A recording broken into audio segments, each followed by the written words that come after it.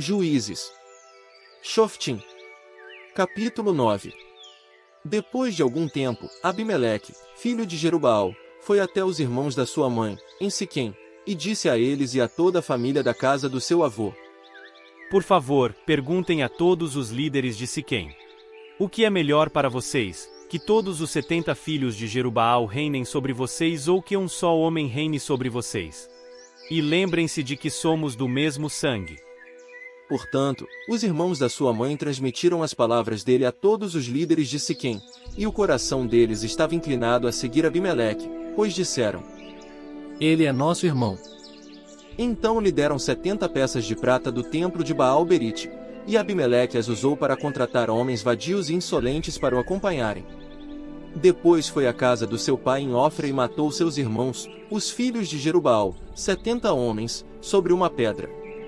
O único que escapou foi Jotão, filho mais novo de Jerubaal, porque havia se escondido. Então todos os líderes de Siquém e toda Bet-Milo se reuniram e fizeram de Abimeleque rei, perto da árvore grande, perto da coluna que havia em Siquém.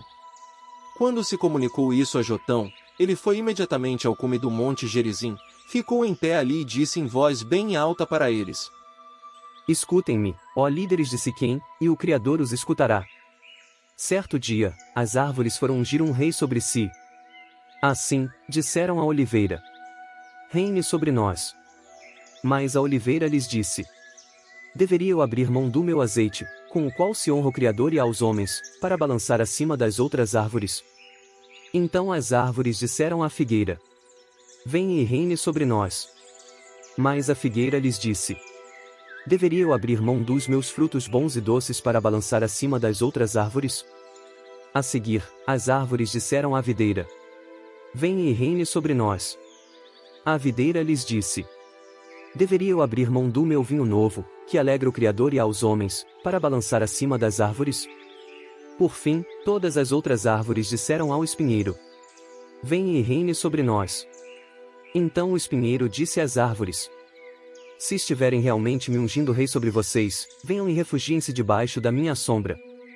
Mas, se não, que saia fogo do espinheiro e consuma os cedros do Líbano.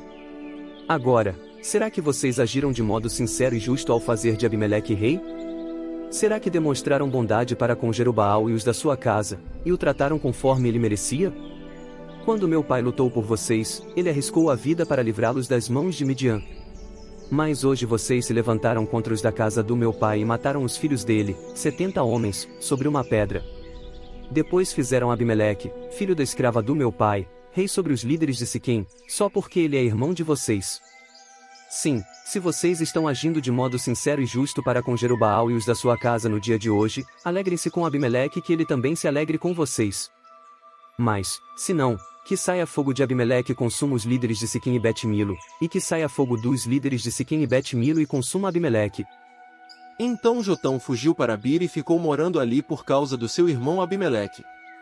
Abimeleque reinou sobre Israel por 3 anos.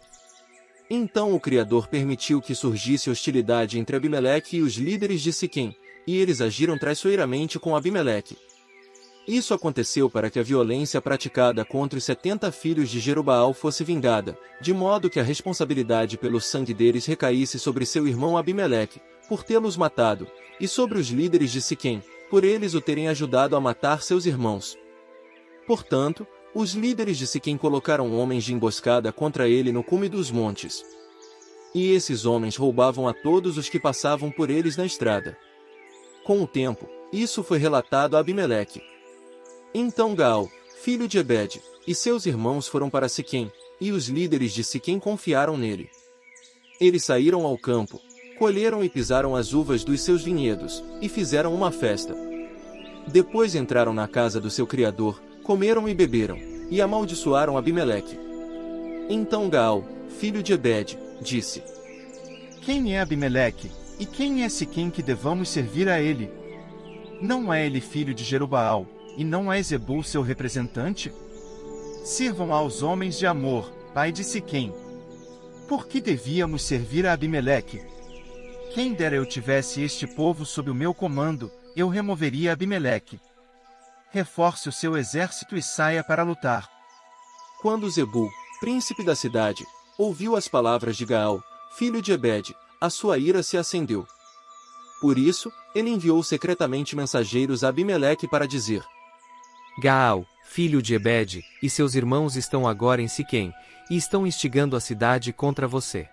Agora, venha de noite, você e seus homens, e fique de emboscada no campo.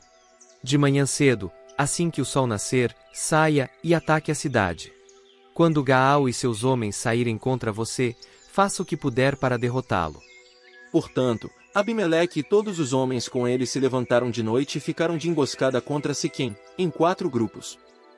Quando Gaal, filho de Ebed, saiu e ficou junto ao portão da cidade, Abimeleque e os homens com ele saíram da emboscada.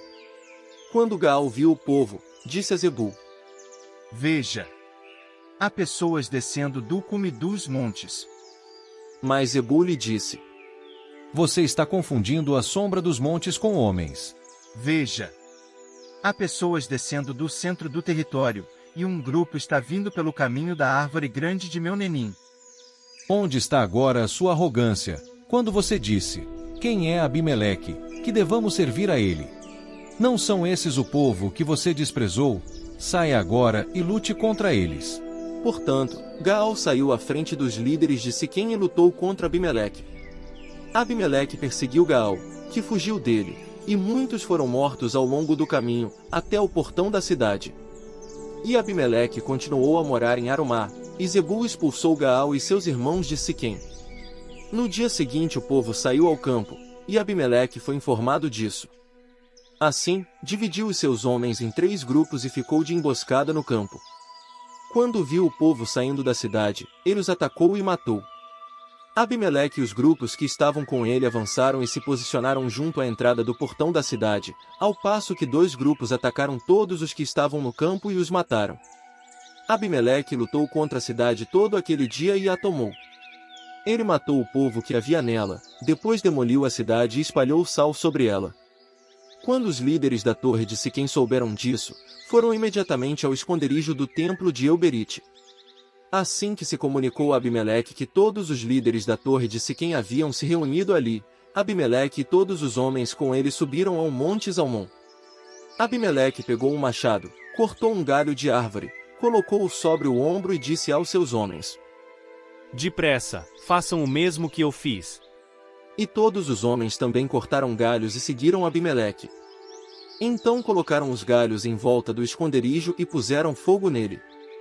Assim, todos os habitantes da torre de Siquém também morreram, cerca de 1000 homens e mulheres. Depois Abimeleque foi até Tebes, ele acampou contra Tebes e a tomou. Havia uma torre forte no meio da cidade, e todos os homens e mulheres, bem como todos os líderes da cidade, fugiram para lá.